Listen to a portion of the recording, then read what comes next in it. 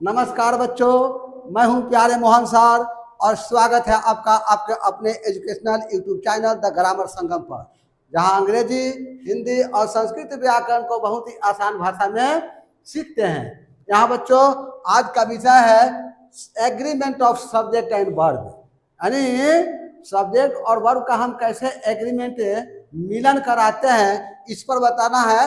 कि देखे बच्चों, यहाँ एग्रीमेंट का मतलब होता है उसको मिला देना, मिलाना। और यहाँ ग्रामर के अनुसार सब्जेक्ट और वर्ब का जो संबंध है अति गहरा है। ग्रामर में बताया गया है कि सब्जेक्ट और वर्ब का संबंध अति गहरा है। कभी भी एक दूसरे से अलग रहना नहीं चाहते हैं, वे दोनों एक दूसरे से अलग रहना नहीं चाहते हैं, पर उनकी कुछ शर्तें भी होती है। और अगर कोई अकेला आ भी जाए, एक दूसरे से अलग रहना नहीं चाहता है, अकेला आना भी नहीं चाहता है, अगर कोई संयोग से आ भी जाए तो वह क्षणिक अर्थ देता है। यहाँ देखे, आ भी जाए तो वह क्षणिक खुशी दे पाता है, पूरा पूरा वह खुशी नहीं दे पाता है। इसे एग्जाम्पल से देखेंगे तो पता चलेगा आपको कि गो यह भी एक सेंटेंस है।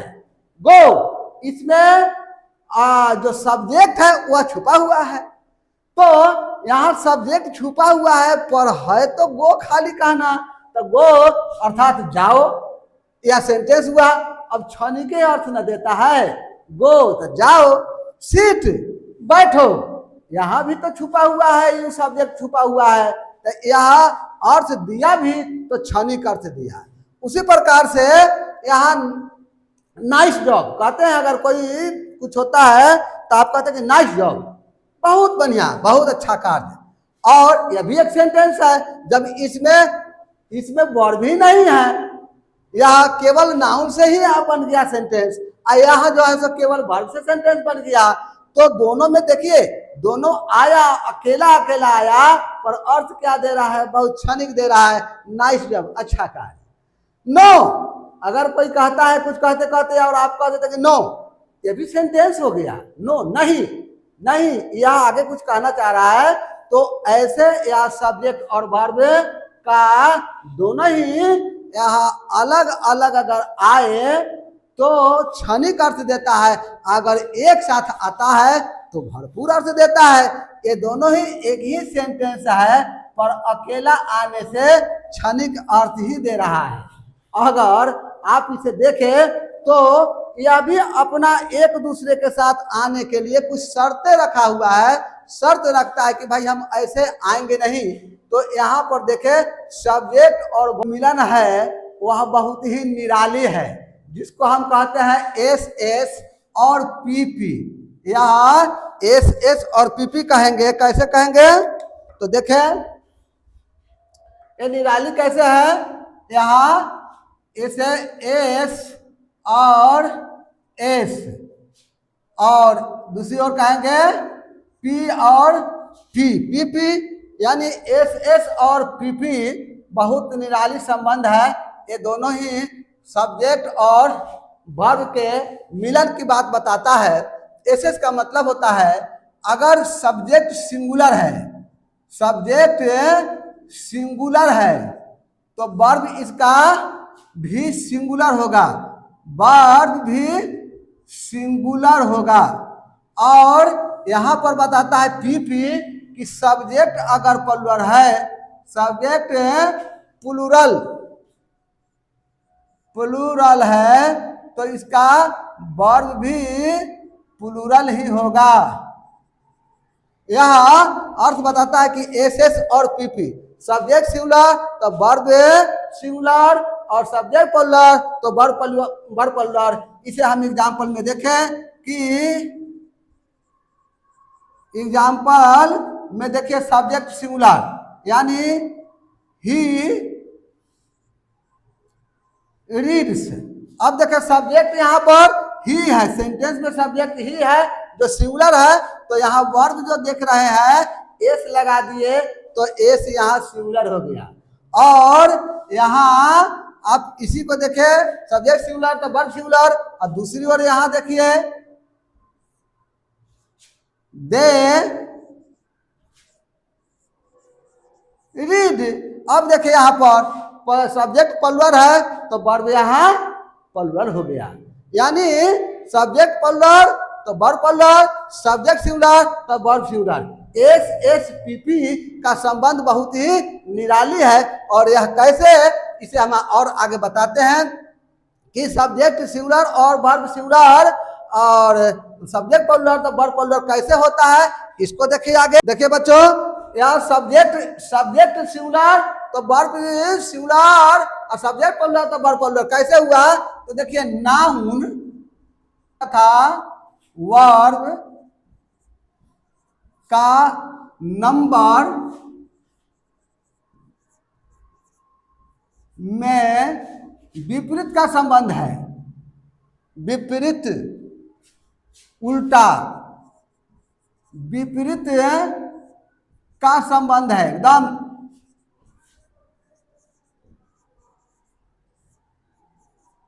उल्टा का संबंध है। अब कैसे उल्टा का संबंध है भाई, एक होता है अपने मूल रूप में, देखिए नाउन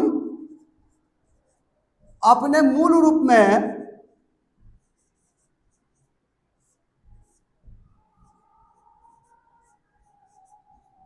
सिंगुलर में होता है, सिंगुलर में रहता है और उसमें एस या ईएस जोड़ते हैं, एस या ईएस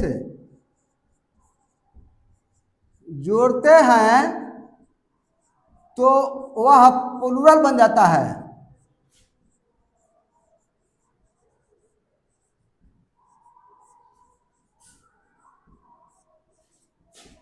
वह प्लुरल बन जाता है। एग्जाम्पल से देखिए,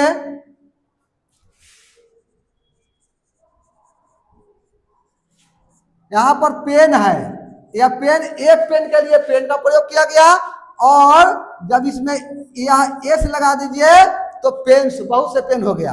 उसी तरह से बुक देखिए, बुक हुआ सिंगुलर, अब बुक्स एस लगा दीजिए तो बुक्स प्लुरल। यहाँ पर आप देखें मैंगो, मैंगो एक आम, और बहुत सारे आमों के लिए यहाँ पर मैंगोज एस लगा दीजिए तो यह प्लुरल हो गया। तो यह नाउन के साथ ऐसा हुआ कि मूल रूप में वह सिंगुलर होता है और एस लगाते हैं तो वह प्लुरल बनता है। अब वर्ग में देखिए, यहाँ पर वर्ग के साथ तो देख लीजिए, ठीक इसके विपरीत जो है वह वर्ग का संबंध होता है। जरा इसे आप देख लें, विपरीत से वर्ग का संबंध कैसे होता है, या देखिए वर्ग अपने मूल रूप में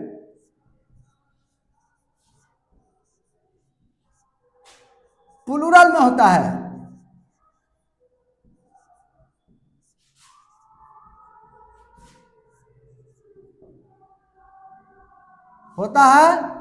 तथा प्लुरल में होता है जब इसमें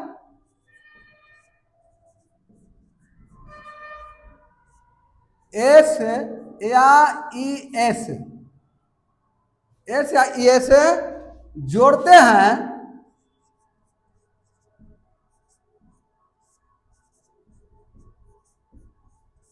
तो यह सिंगुलर बन जाता है।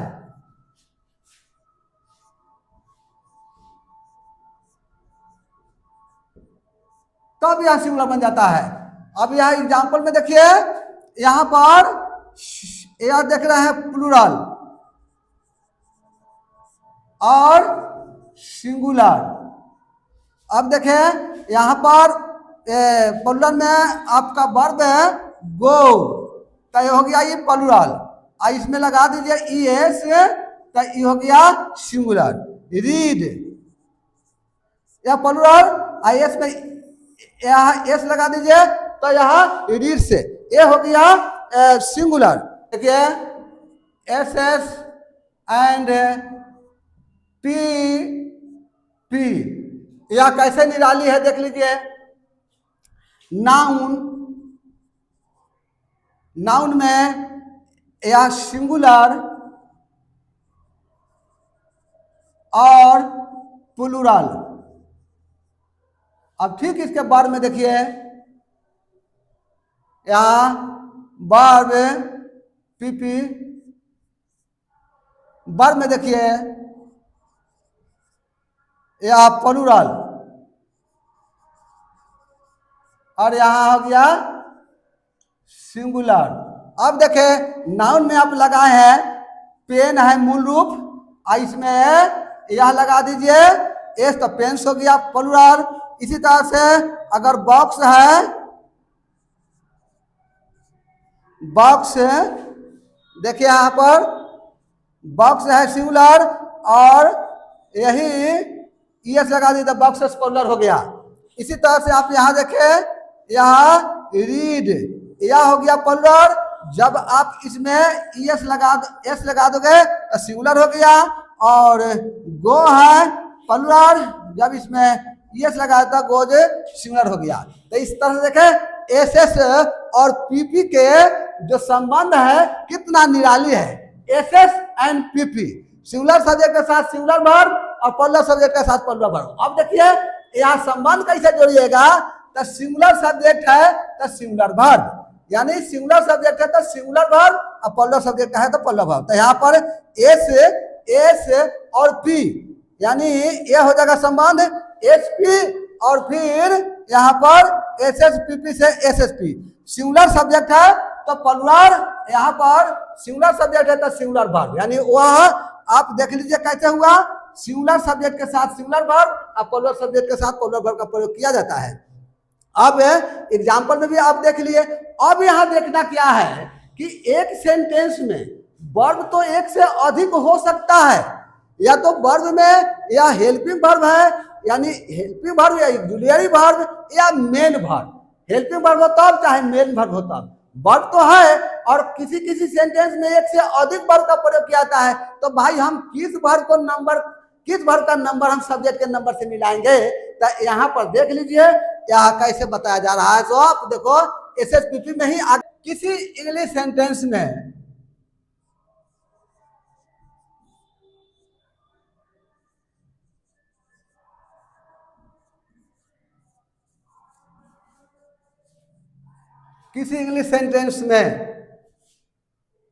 सेंटेंस उग नहीं रहा,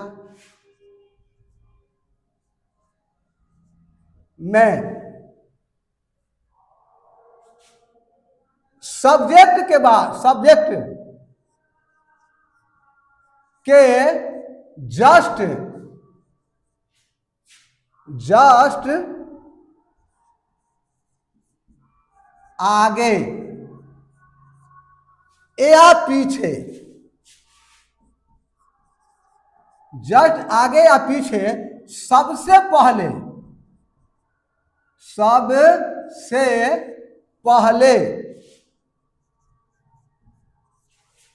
जिस वर्ब का प्रयोग किया गया हो,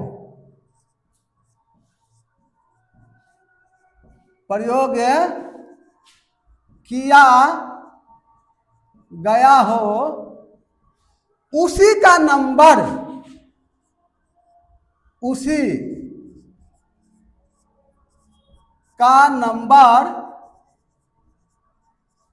सब्जेक्ट के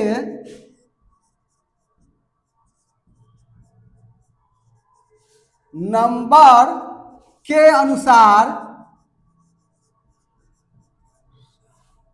अनुसार लगाया जाता है,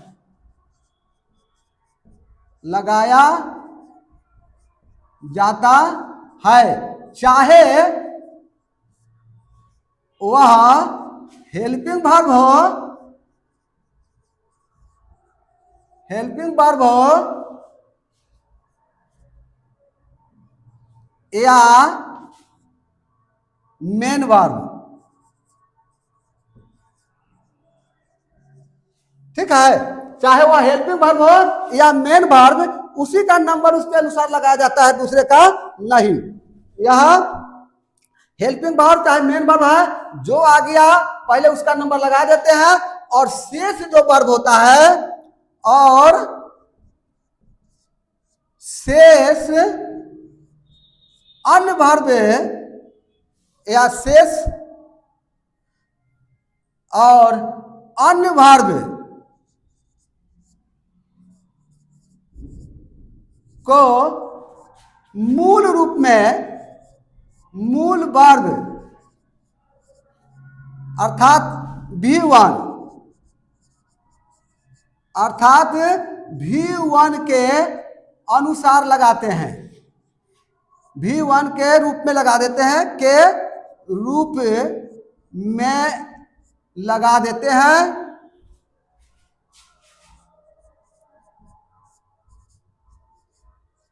लगा देते हैं। अब यहां पर जो कई वर्ब अगर एक साथ है तो वह, जैसे एग्जाम्पल में अगर देख लीजिए, तो एग्जाम्पल में देखिए, राम रीड्स ए बुक। अब यहां पर राम के बाद यहां आया वर्ब, तो इसका नंबर देखना है सब्जेक्ट के अनुसार। यहीं पर होता Ram is going to Patna, तो इसी का नंबर हमको देखना है। यह अगला का नंबर हमको कुछ नहीं देखना है। वर्ब का सब्जेक्ट के जस्ट आगे पीछे लगा, जब सब्जेक्ट के जस्ट आगे लगा है यह। अब इसी जगह होता डू यू टेक टी। अब देखिए डू यू टेक टी, इसका ही नंबर हमको देखना है। अब यह पहले वर्ब का प्रयोग हो गया डू, और उसके बाद में आता है यह यू। पहले वर्ब का प्रयोग हुआ डू और उसके बाद में यू आया, तो सब्जेक्ट के जस्ट आगे या पीछे सबसे पहले जिस वर्ब का प्रयोग होगा उसी का नंबर वर्ब के अनुसार उसी का नंबर सब्जेक्ट के अनुसार होगा। और नेक्स्ट और जो वर्ब जो बचेगा शेष वर्ब, उसको मूल रूप में लिखते हैं। इस प्रकार से आपको SSPP और इसी रूप में आप आगे बढ़ाते चलेंगे। यह जनरल प्रयोग हो गया नाउन और सब्जेक्ट, नाउन और वर्ब के, यह जनरल प्रयोग हो गया। इसी प्रयोग से हम लोग बात करते हैं, लिखते हैं, चलते हैं। अब खासकर हम अन्य नियमों के हिसाब से चलेंगे तो कुछ कुछ ऐसे भी सब्जेक्ट है जो एक साथ 3 गो 4 गो नाउन या प्रोनाउन आएगा, तो उसमें हमको देखना होता है कि किसके अनुसार क्या लगा है। लेकिन जनरल जिसमें सब्जेक्ट एक है, सिंगुलर है या प्लूरल है, तो हम इसमें लगा देते हैं। इसे ही हम कहते हैं SSNP। इसका खेल बहुत निराली, SSPP का खेल बहुत निराली, खेल बहुत निराली, यानी यह खेल समझ में आ गया, खेल बहुत निराली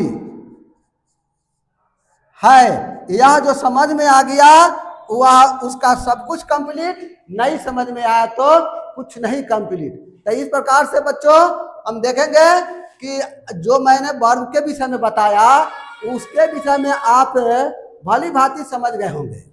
आप यदि समझ गए हैं तो वीडियो को जमकर लाइक करिए, शेयर करिए और चैनल को सब्सक्राइब कर दीजिए। अब बच्चों बेल आइकन को दबाना नहीं भूलिएगा, क्योंकि यही तो है जो मेरे अगले वीडियो की सूचना आप तक पहुंचाती है, और तब आप अगले वीडियो देखते हैं। तो मिलते हैं नेक्स्ट वीडियो में।